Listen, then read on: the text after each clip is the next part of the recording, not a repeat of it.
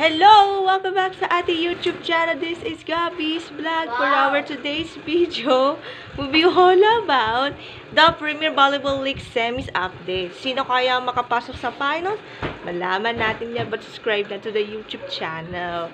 Sana mag-like, shares, comments, and views para aabuti tayo ng nasa 500 if reach tayo. For our this is Vlog 208, episode 208, entitled PBL Semifinals Update. Here's your vlog!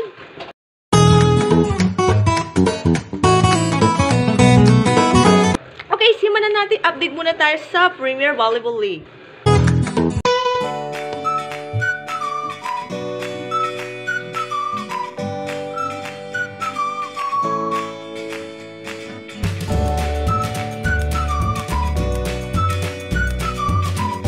Okay, simulan na natin. Una naman natin yung Petrogas tsaka PLDT. For Petrogas Angels, pinamunahan ni na Aiza Maiso Puntillas at iba pa. While the PLDT is composed of Mika Reyes and Rhea Dimaculangan. Sa Game 1, ang panalo ay Petrogas. Ang Game 2, panalo ay PLDT. I think 4 sets wins. At ang Game 3, ang panalo ay Petrogas Angels at pasok na sa finals against PLDT. Okay? And now for our most awaited May part, Creamline versus F2 Logistics. For Creamline is team captain Gia Morano dahil nag-injure si Eliza Valdez, di pa rin naglaro.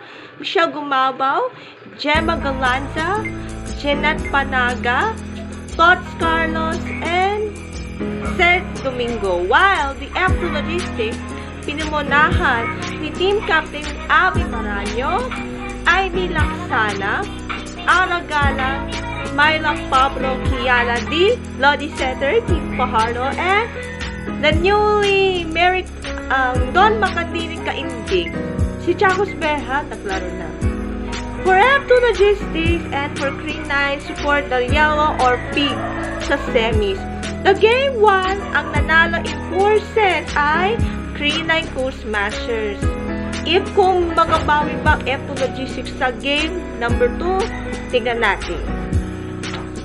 Sa Game 2, ang panalo ay nakupo in straight sets. Creamline Cool Smashers.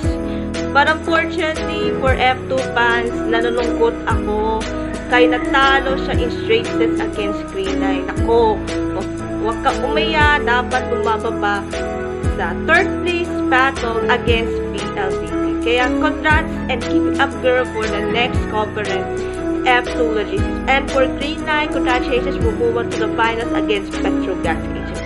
And speaking of the finals, bukas na ang Game 1 of the semis, the finals and the battle for third. For battle for third, the F2 versus the PLDT, and the finals Game 1 between the Creamline Cool Smashers versus the Petrogas Angels, gaganapin bukas Saturday 4 p.m. and 6:30 p.m. sa Mall of Asia Arena. Good luck, girls, and not tayo sa TV through OneSport. Kaya supportan natin yan. Yeah, that's it for our this week's vlog. Bye-bye and God bless. Hope to see you next vlog.